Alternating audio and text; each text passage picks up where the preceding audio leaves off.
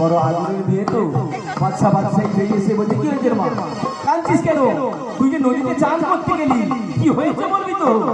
বলছে মা গো, আমি আমি কোনো অন্যায় করিনি মা, আমি আমি কোনো পাপ কাজ করিনি বাবা।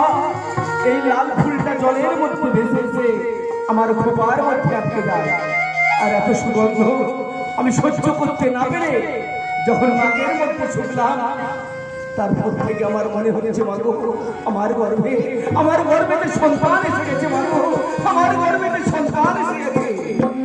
আচ্ছা আচ্ছা, কানতে কানতে বলছে কি করেছিস মা তুই?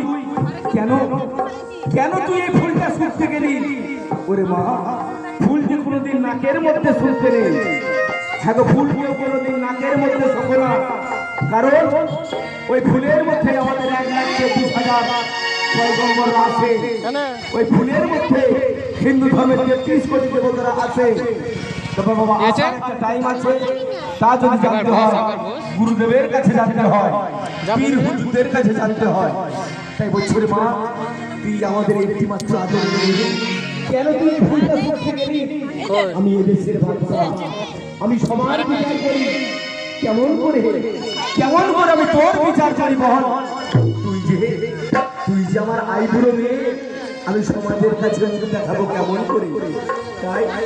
তাই লোক লজ্জার ভয়ে সমাজের কাছে মুখ দেখাতে পারবো না বলে এই মুহূর্তে তোকে আমি ধরে নিয়ে গিয়ে একটা ঘরের মধ্যে বন্দি করে দিচ্ছি।